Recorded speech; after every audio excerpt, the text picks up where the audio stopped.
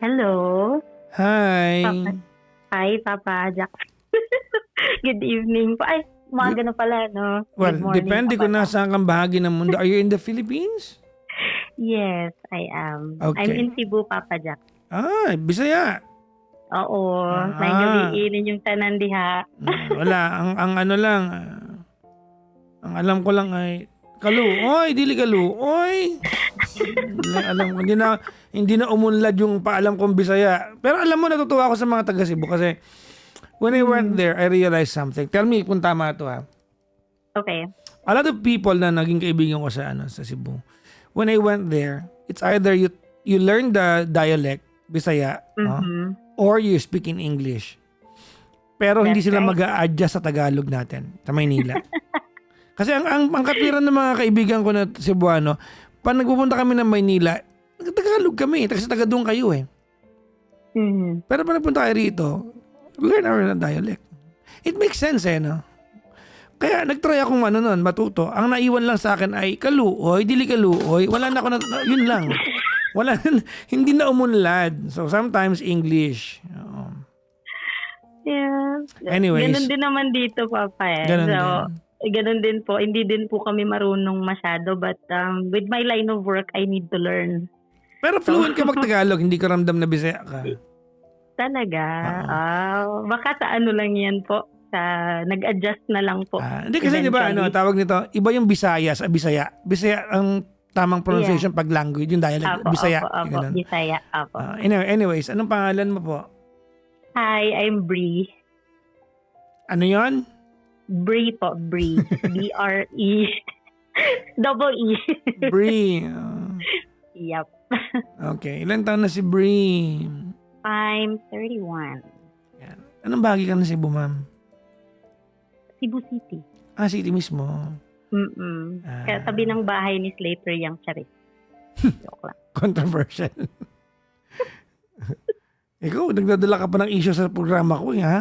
Ay, sige. Scratch that po. Pretend Anyways, natin na wala kayong narinig. kamusta na yung Monterrasa? Hay! Nagdagdag pa ako. Uy, di na ako yun Ako na Si yan. Papa Jackson na yun. Anyways, eto pa nga, di ba? Kanina may issue na naman, no? Di ba? Ano daw? Ano yun? 500. Ayun, buti alam mo. Nainis eh. Ako lang ba nainis? Kami lahat din, I think. Alam ko ganito, feeling ko naman, kasya naman talaga yung 500. Kung pagkakasyahin mo. Pero pusang gala, no chiboy na naman. Kaya naman medyo 3,000 yung sinabi mo. Di ba? I mean, di ba? Nag-gets mo yung point? Kung talagang pagkakasyahin mo, talagang gugutumin mo, kakasya talaga yun kung yun talaga. Pero once a year yan eh. Totoo, Di Papa ba? Jack. Sana sinabi naman man lang sa atin na siguro, para sa mga mahihirap na kababayan natin, di ba? 1.5 ang itatawid natin. Maintindihan natin yung 1.5 eh. Baka nga 1.5 magreklamo pa, pero 500? Mm-mm. Di ba yung pusang gala yung pang Starbucks na mayayaman yan, 2 kape lang yan eh. Ikaw kasi nag-uumpisa ka na kung ano-ano eh. Yan mo tuloy, yung topic. Sorry na. So, ano po yung tanong niyo sa akin? Tumalik ko. Ganyan-ganyan ka, mamaya masasermonan ka, sige. Ay, sorry. Anyways, Bree, are you married? Yes, I am. Okay. And Wala po kaming anak. how long have you been married? 2 years. Magti 3 years this Kailan? February. Next year pa. Mm-mm. How long were you boyfriends and girlfriends before you got married? That's a good question.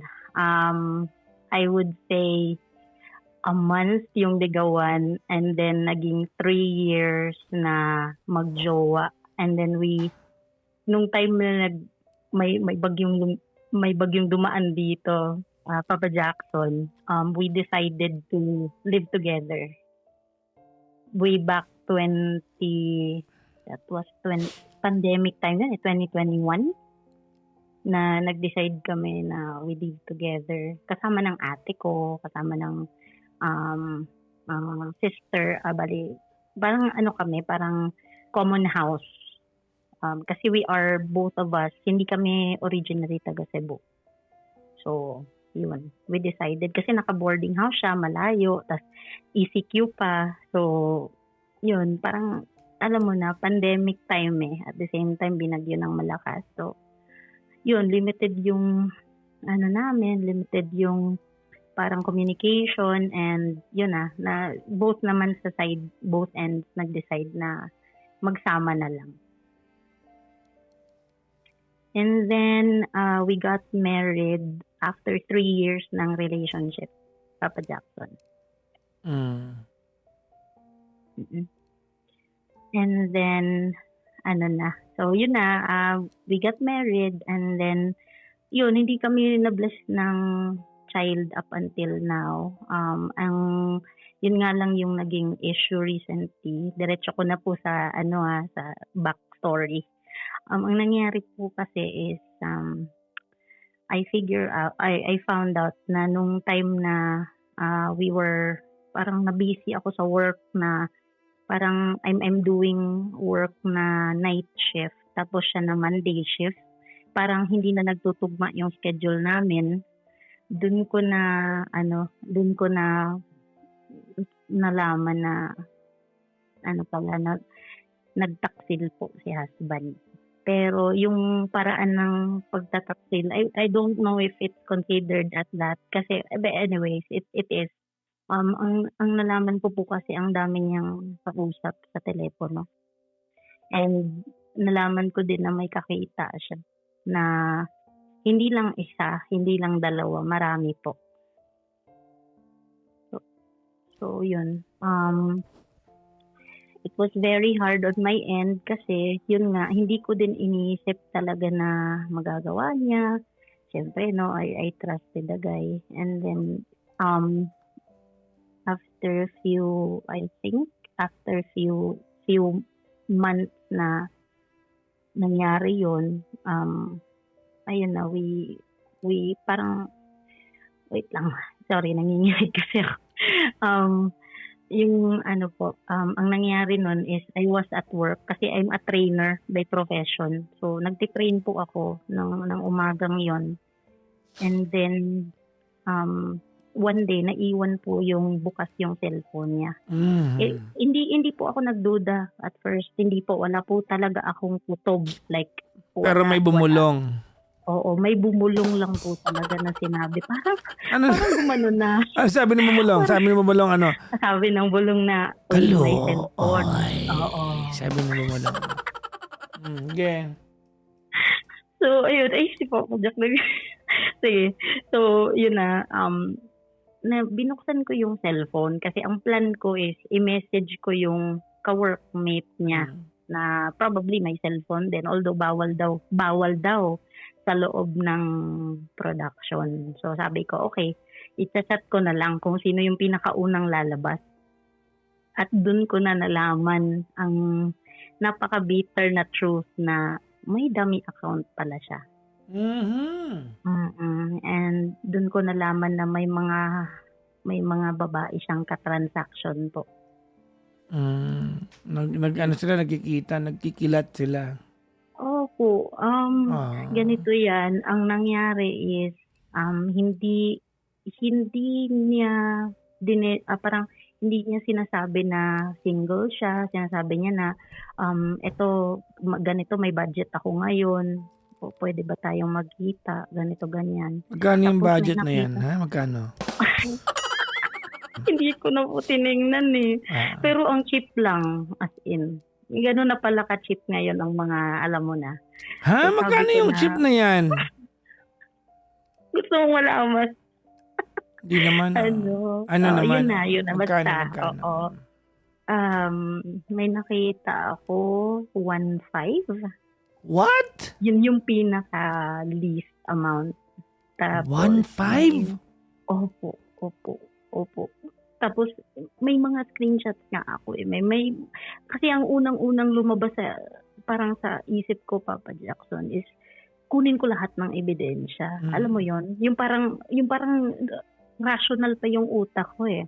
And I said na, sige, kukunin ko lahat to, pero nanginginig na ako. I'm in the middle of my training, nag-lunch break lang ako. Tapos biglang, ito na, nakita ko na dun sa dami account niya sa Blue App. Yun, ang dami, may mga kachat siya ng mga parang nakatransaction na niya before, tapos parang pina-follow up niya na, free ka ba today, ganyan.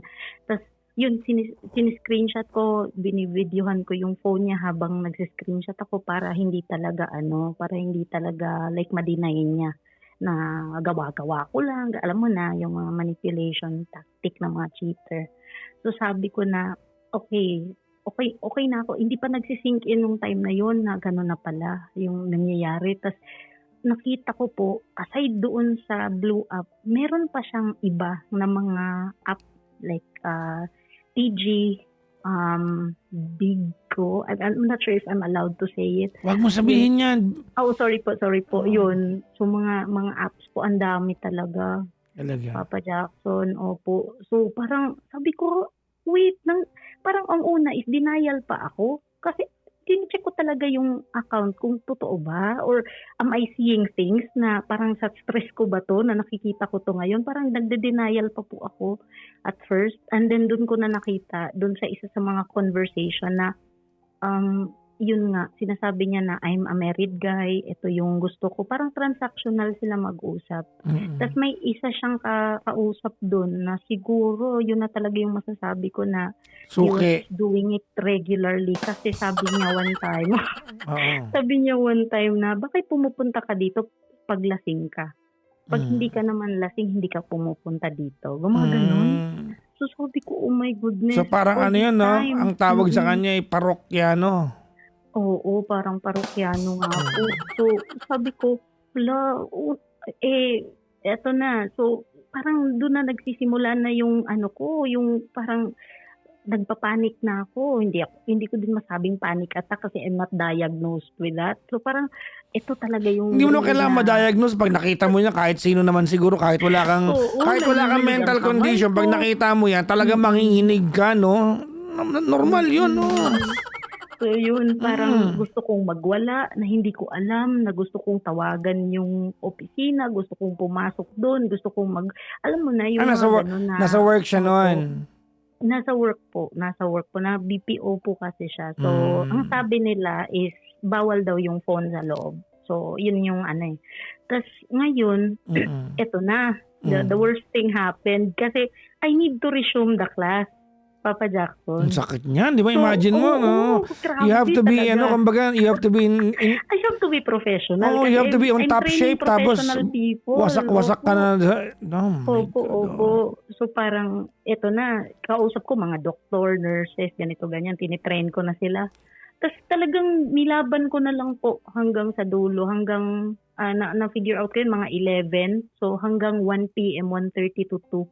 Talagang nilaban ko yung klase, Papa Jackson. So, tapos after nun, unang ginawa ko po is, yun na nakuha ko na lahat na, hindi ko alam kung lahat ba yun, pero at least nakuha ko po lahat. In total, 400 photos po talaga.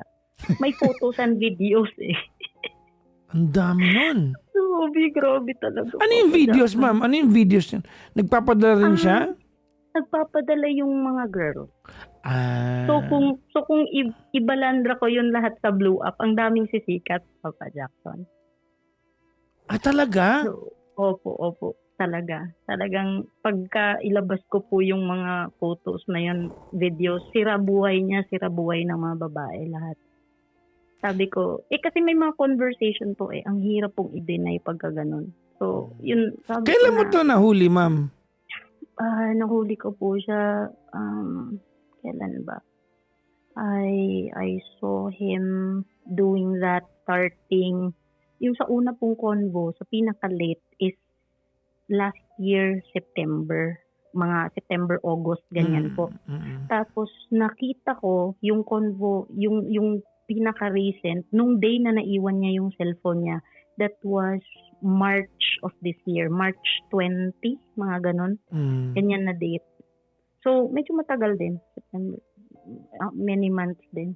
Before ko nakita yun. Wala talaga akong duda, Papa Jackson, wala. Hindi naman sa siyempre wala kaming away, hindi gano'n. Parang ako Kumbaga lang kasi parang ano, no, I trusted him it's so as much. if Opo. hindi siya yung nakita na huli mo, parang gano'n, no? Oo, Parang opo. Yun talaga. it's too far from how you perceived him and known him over the Mm. years. Opo. God, oh. So, Tapos, yun yung ano. Tas ito din kasi yung isa sa mga parang masakit talaga sa akin. Kasi um, ako yung taong pinulot siya sa sobrang wala siya, Papa Jackson. Parang hindi ko po parang sobrang maisip. wala? Anong ibig sabihin nun? Ang nangyari po kasi niyan, Papa Jackson, nung nag-work siya sa Davao, nagkaroon siya ng kaso doon. Tapos, na-figure out ko lang, go ahead. opo, Yes yung po. mga problema niya, yung mga problema niya, nung time na kinuha na siya ng yung mga police, kinuha na siya sa work na doon ko na nalaman na meron palang ganitong problema na dinadala tong taong to. Tas hindi niya lang sinasabi sa akin kasi he's too meek, hindi siya nagsasalita. Sabi ko, eto ba yung sinasabi mong problema mo na hindi mo ma-share sa akin? Ngayon, nakita ko na, boyfriend-girlfriend pa kami noon, Papa Jackson. So, ang ginawa ko, nagpa-superhero ako. Ako yung pumunta, nag-asikaso, lahat. Wala siyang Anong kapatid, kaso niya wala nun, if siyang, you don't mind me asking? ano po second, ano po, Degree, ano yan, 2 M. counts of, no. Ano po, pera po. Syndicated Safa. Theft po sa company po. Opo. Oh. Tapos ang nangyari po nun is parang doon sa affidavit na binigay niya sa abogado and sa husgado din is ano daw na ano siya na parang nabudol siya. So yun yung sinabi niya sa akin. So yun, nagpakahiro ako, pinautang ko siya. Ang dami kong ano talaga para akong parang hindi ko maisip ngayon pag nakatingin ako sa younger self ko na parang paano mo nagawa yun na all this time, alam mo, tumulong ka sa taong hindi mo kilala na masyado kasi boyfriend girlfriend kami, we met sa mga dating apps lang po. So yun, tinulungan ko siya, nakalabas siya. And then, tinulungan ko din po siya mag-advise sa kanya na eto gawin mo, bayaran mo, sabihin mo in good faith, babayaran mo yan, lahat ganito, ganyan. So, eventually po, Papa Jackson, nawala na po yung kaso na yun. Nabayaran parang niya? Hindi nangyari. Opo. Nang walang nakakaalam. Like, so, kumbaga, dalawa, he was saka given clean kapatid. slate. Okay. Opo. So, yun yung impression sa akin, Papa Jackson, na paano niya nagawa sa akin yun? Na parang, alam mo yun, na sinabi pa niya na kung wala ka, kung hindi tayo nagkita, baka patay na ako ngayon. Gumaganon pa siya during our wedding, ganyan. So parang sabi ko, hindi ito totoo. Parang denial talaga ako, Papa Jackson. Hindi ko alam kung sino yung lalapitan ko, sino yung kakausapin ko, yung parents ko, kinausap ko. So alam nila yung nahuli mo? Niya. Opo, sorry po. Lalaman nila yung nahuli mo? Opo. Sinabi ko po after buti naman. Yeah. Kasi karamihan ng mga ganyan did keep it to themselves. Ikaw, sinabi mo? Sinabi ko po sa kapatid ko kasi nung time na nakita ko po yun, pauwi po siya ng 4 p.m. Nung time na nahuli ko yung mga conversation, lahat-lahat. Ang ginawa ko, tumawag ako sa ate ko. Sabi ko, ate, uwi ka dito sa bahay namin kasi kailangan kita may gusto kong malaman mo to, ganyan. Tapos umuwi siya agad, 2 p.m. out niya. Good thing may 2 hours pa kami na interval na hindi pa makakauwi yung isa. So sabi ko, kausapin mo ako, be brutally honest with me, anong gagawin ko para, kasi hindi na ako makapag-isip. Hindi ko na maisip kung anong pwede kong gawin, sino yung lalapitan, ganyan. So sabi ng ate ko, magpack ka ng konting gamit, punta ka sa bahay ko kasi married na din yung ate ko So pwede akong magstay sa kanya na parang with the guys na na uuwi lang doon kasi nami-miss yung pamangkin, ganyan. So I did that. Umalis ako.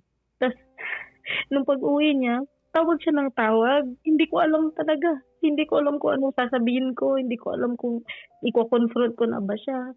Tapos, nung time na yun, Papa Jackson, ganito po yung ginawa ko. After few hours po ng gabi, sinabihan ko po siya na I need to meet him kasi meron akong sasabihin about sa document sa bahay na plan namin bilhin. Opo, parang sinabi ko na lang na ito yung gusto kong pag-usapan natin, may kailangan tayong document, andito ako, may kausap akong ganito, ganyan. Pero tinago ko talaga muna na alam ko. Pero yung time na daw, na yun na daw, is alam na daw niya kasi nakita niya daw na naka-open lahat sa phone niya, which is hindi niya daw ginagawa. Yun yung sabi niya, recently lang. Tapos yun, sabi ko Papa Jackson na, sige, magkita tayo sa SM Seaside. Dito yung pinakamalaking SM sa Cebu. So, nung time na yun, Papa Jackson, lumapit siya. Tapos sabi ko, ang una ko pong ginawa is before po siya makalapit sa akin na mahawakan ako, nag-send po ako ng isang convo tsaka isang picture sa kanya. Sabi ko na, explain mo nga to sa akin. Ano to? Isa lang, no? So, 400 yung hawak mo, di ba? Opo, isa lang po. Kaya ko po siyang lunurin kung gusto niya. Opo. Ang hirap nun, no? Opo. Nagpipigil po ako kasi public place po yun. Gusto ko po Buti naman. Opo. So, yun. Yung ate ko, on standby lang, nasa coffee shop malapit. Pero kami lang talaga nag-usap. Sabi ko na, sige, eto, gusto ko magsalita ka, sabihin mo anong problema, anong kulang sa akin. Bakit mo nagawa ang ganitong bagay? Tapos iyak siya ng iyak, Papa Jackson. Hindi ko talaga naisip na gagawin niya yun talaga. Tapos siya din parang nag-sink in na din sa kanya na nalaman ko na, alam mo na, reality check na siya. So yun po. Ang problema po kasi Papa Jackson is ganito. Marupok po ang ate niyo. So pinatawad ko po siya agad. Hindi man lang ako Hindi po ako, although hindi ko naman sinabi sa kanya na okay lang sa akin yun. But, we're trying our best to get back together, na ma-fix yung mga problema. Pero ngayon ito na yung reality na parang hindi ko talaga maano, Papa Jackson, na magduda, mawala sa patinuan minsan na parang gusto ko i-check yung cellphone niya. Gusto ko siyang i-track, ganun, sa cellphone ko, which is ayokong gawin kasi hindi ako ganyan pinalaki ng mga magulang ko. So, they said na, sige, kung mag-cheat siya ulit, hindi na ako magano. Yun lang naman po yung sinabi ko talaga sa kanya. Di ba alam mo naman na non-negotiable sa akin, nasaktan mo ako ng ganito. Na okay lang sa akin na ako yung magpakatatay sa ating dalawa, na ako yung, I don't want to say this kasi hindi ko naman talaga gustong ibigay sa kanya yung idea na I'm the one earning way higher than him. So, sabi ko, hindi naman sa akin issue yun, hindi naging problema sa yun, ganyan. Pero baka problema sa kanya, Papa Jackson. So, ang sinabi ko po, ano ba talaga? Galit ka ba sa akin? Yung mga ganun po. Ba't niya nagawa? Tapos isa pa na, natatakot ako, baka may sakit na po ako. Baka? Baka may sakit na po ako. Nagpa-check up ka na ba? Baka mahawa ka nga. Opo. Nagpa-check up ka? Opo, kami pong dalawa kasi sabi ko, hindi ka makakatutong sa bahay na to kung hindi ka magpapacheck up. Magpapacheck tayong dalawa. Magpa-check po kami, and ayun po. Kailan kayo nagpa-check up? After po agad nung Kailan? How long ago? Kailan na ba yun? Mga late March po yun. Mga late March po. Opo. Nung mga 20, so mga around 30 or early April po. Opo. So, nung nag-check up kayo, di nag-kiss na kayo agad ulit noon, di ba? Pwede na. Nag-make love kayo after noon? Opo. Clean eh. Ano ba? Bakit? Cleared. Anong tinatawa-tawa? Opo, nakapasa naman po. Di ba? Siyempre, nung sinabi niya, cleared. Tara na. Ganon. Kakainis. Mali ba ako? Tama yung tanong ko. Hindi po. Tama po Oh, kayo. Tama po kayo palagi. grabe itong mga nagko-comment dito, di ba? Eh, yun naman, ba't mo nga pina-check? Yun naman ang purpose nun eh. Kasi bala kong patawarin. Kaya mo pina-check up kasi pag pinatawad mo, mag-make love kayo. Kaya kailangan ready. Mm-mm. Pangit naman yung So, nahuli yun mo tapos niyaya ka tas hindi hopefully pwede, di din ba? po yan sa Oo. mga listeners Masakit po sa na batok pagka yun. ganyan, magpa-check po kayo. Opo. Ba't sa batok? Bakit ba wala kayong pakialam kung sa batok? Mm-mm. Ayun po. Okay. So, ang question ko ngayon, Papa Jackson, May is tanong ka this. pala! Grabe yan Sharing lang po ito. Okay, Sharing okay. lang po. Sharing. Mm. Yung tanong ko po, Papa Jackson, is, ganito po. Hindi po kasi ako mapalagay pa rin. And iniisip ko na, alam mo, inaano pa din niya, parang hinahawakan pa din niya ng mahigpit yung cellphone niya. So, I have hindi naman sa pero gut feel siguro that something is going on pa din. Although, nagko-communicate na po kami. Yung problema po nun is wala kaming communication masyado kasi hindi siya nagsasalita. Hindi mo pa rin nahawakan yung phone niya? Is that what you're saying? Nahawakan ko po. Pero pag nakikita niyang hinahawakan ko, tinatanggal niya sa kamay ko. Hindi mo tinatanong? Ba't mo kinukuha? May tinatago ka naman ba ulit? Ganun? Gumaganon po ako pero hindi po siya nagsasalita pa din. Hindi na problema yun. That's true. Yun nga po So, kasi at this point, no, he should not give you any reason to feel the way you feel now. Kasi madali ka nang magduda dahil may pinanggagalingan ka eh. Di ba? Ba't mo ako tinawagan? Yun nga po, Papa Jackson. Kasi, iniisip ko po kasi na sign na baka sign na po yun ni Lord na hindi po talaga, baka ako lang po yung nagpilit sa sarili ko na, na maging kami. Baka talagang hindi kami para sa isa't isa kasi No, may ang tanong ko sa'yo is that, ano ba ang sabi niya sa'yo? What nung when you caught him, I mean, of course, pag nahuli mo yan, pinatawad mo, no? May sinabi yan sa nag-promise yan, tama? Ano ba yung pinramis niya sa'yo? Ang pinramis niya po is hindi niya na po gagawin. And so he made a promise to shape up, tama? Okay. Ganito yan mga kaibigan na. Sa mga nanonood at nakikinig po sa atin. Hindi na po natin pag-uusapan kung bakit niya pinatawad. Napatawad na niya. That's not her problem.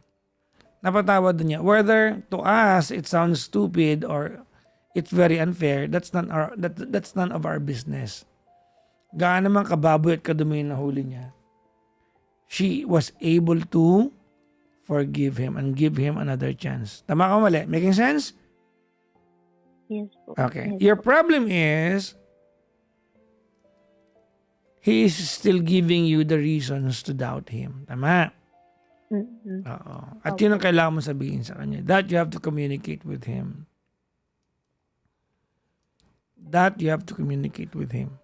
Hindi pa pwede kasi na yung kahit gapata, kahit katiting na pagdududa na pwede yung maramdaman, dapat iingatan ka niya. Because right now, you are not okay. Opo. Diba? Pinipili mo lang patawarin siya. But you have not completely forgiven him. Mabait ka lang talaga kaya pinili mo siyang patawarin. One time din po kasi, Papa Jackson, nakita ko po siyang may kausap na babae. Parang nagsasmile-smile siya sa phone niya. So parang na-curious ako. Tumabi ako. Tapos nakita ko babae yung kachat niya. Sabi ko, ba't ka nakikipag-chat? Gumaganon ako sa kanya. Ba't ka Kailan nakikipag-chat? yan? Alam mo kung ano nararamdaman ko, diba? After mga 2 months after nun, Papa Jackson. Tapos, opo. Tapos sabi ko, alam mo naman, di ba, na ganito, ganyan. Tapos explosive kasi yung, niya, parang response niya sa akin. Parang saying na, Wala naman eh.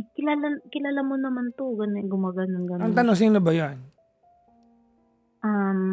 Parang ano po, Hindi, ang tanong, kailan ba talaga? Yun yung tanong doon eh. hindi ko po kilala masyado, pero Hindi, na-meet ko na po yun once. yung point ko doon sa part na yun. Hindi mo rin pwedeng pagsilosan lahat, no? Opo. Yun. Kasi, alam ko na madali ka na magselos, pero pipiliin mo rin. Baka naman mamaya kaibigan lang talaga niya yan. Ang point ko lang is that, halimbawa yung phone, alam natin na yun ang catalyst ng lahat ng problema na to. Kasi una, doon siya gumawa ng transaction, doon mo rin nahuli. Tama. Opo. He is not supposed to make you feel that there's still something that's kumbaga untouchable sa telepono na yon. Kasi nga, Mm. ano man yung naramdaman mo, babalik at magpa-flashback yan eh. Mm. Kasi pag halimbawa, kinuha mo yung phone niya, tapos kukunin niya sa kamay mo, wala kang ibang iisipin doon maliban sa baka may tinatago. Wala nang iba. Hindi mo isipin na baka mamaya amoy pupo yun, kaya niyang pahawak. Wala kang ibang iisipin maliban sa baka may tinatago ulit. Ganito ano.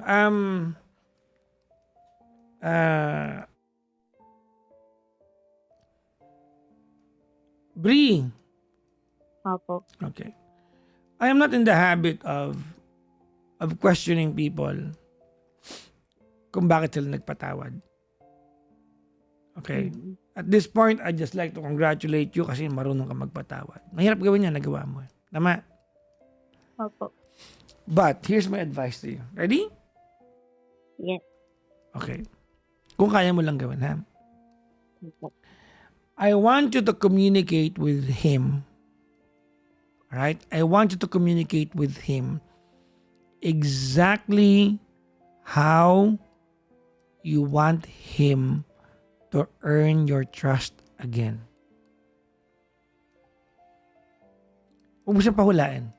Sabihin mo sa kanya exactly ito yung kailangan ko para gumaling ako. Mm. Kasi baka mamaya hinuhulaan din niya. Yes po. So, communicate properly na. Ito yung kailangan ko. Kasi, any deviation dun sa pangangailangan mo para tuluyan mo itong, ang totoo niyan, bro, hindi mo ito makakalimutan. Hindi na po. Masasanay ka na lang. One day, tatawanan mo na lang ito. Opo. Hindi kita marinig. Yes po. Iluwa mo yung telepono, baka pa-check up ko din yan. Huwag naman. Malinis po ito. Okay. Nakuha mo yung point ko. Opo, yes. So, I ganito understand. yan. Ako, ito yung paniniwala ko. Pag may dalawang taong naglokohan, may isang naloko, may isang nanloko, hindi lang yung nanloko ang may kailangan gawin. Ultimo yung nagpatawad. Opo. Kahit ikaw na nagpatawad, may mga dapat kang i-adjust. Gets mo? May mga kailangan kang i-adjust. Kasi hindi po pwede na yung taong pinatawad mo, gagawin yung effort niya. Sinuhulaan niya kung paano niya gagawin yung mga bagay-bagay para hindi mo na maramdaman yung paranoias mo. Pero palakpakan natin yung puso mo. No? Salamat po, Papa Jackson. Nagmana lang po sa inyo. Hindi ako kanyang katanga. Tigilan mo ako. Oo. Pero again, no, napatawad mo. Tigilan mo na. Alam mo kung ka-classwork nangyari ito, papahiwalayin kita dyan. Kaya lang napatawad mo na eh. Opo eh. Galit nga po yung kapatid ko. Tapos na yung part na yun. Hindi na pinag-uusapan kung hihiwalayan o hindi. You've chosen to forgive him. That's a very, very difficult thing to do na gawa mo. We will not question that. Huwag mo na lang sabihin na nagmana ka sa akin. Tigilan mo ako. Ha? Sige po. Sabi mo eh. Aba, teka lang. Joke lang. Anyways. Nagets mo yung sabi ko, anong gagawin? Opo, Papa Jackson. Makikipagkausap po sa asawa ko at sasabihin ko kung ano yung gusto ko. Ang tatanungin ko din kung ano yung gusto niya. Hindi ko sinabi yan. Gumagawa ka ng kwento. Wala akong sinabing tanongin mo kung anong gusto. Mag-a-adjust din po ako. No, hindi ko sinabing tanongin mo gusto niya. Ang sabi ko, you have to communicate properly sa kanya exactly how you want him to earn your trust back. Mm-mm. Wala akong sinabing tanongin mo yung gusto niya. Dahil pag tinanong mo yung gusto niya, bakit? Siya na nagloko, siya pa yung masusunod.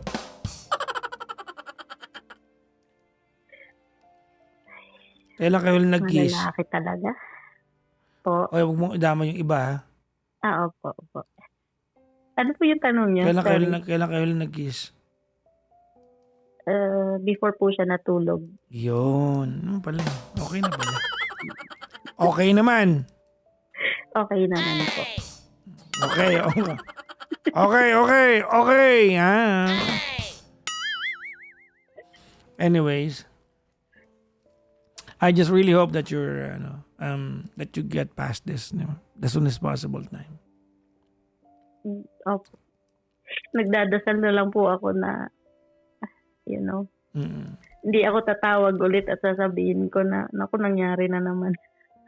I just hope that you're going to get past this. Alright, malampasan niyo ito. Thank you, Papa Jack. Tell him I said congratulations, di ba? He found a good person.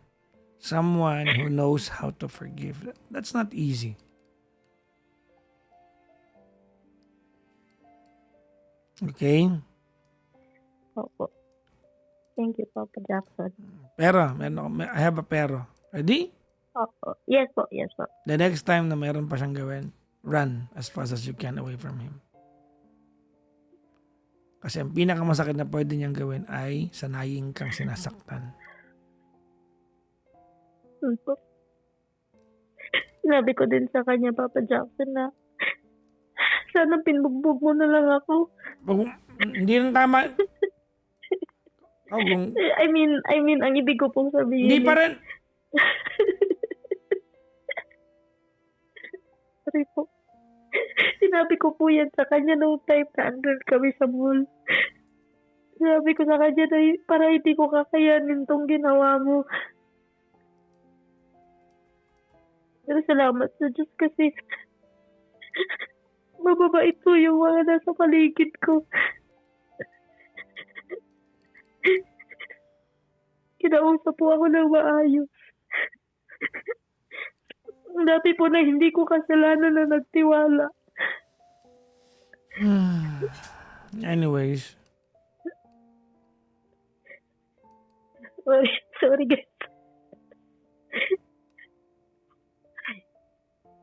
Okay na sana eh. Okay na? Opo. Salamat po. Okay na. O sige ha. Thank you po. Thank you sa time and sa mga nakikinig. Maraming salamat po. Congratulations, ma'am. Your heart is a very rare kind. Keep it that way. And I hope that the people around you deserve the heart that you have. You have a forgiving heart. Thank you very much. Thank you din po, Papa Jackson. Bye-bye. Mabuhay po kayo. Bye-bye.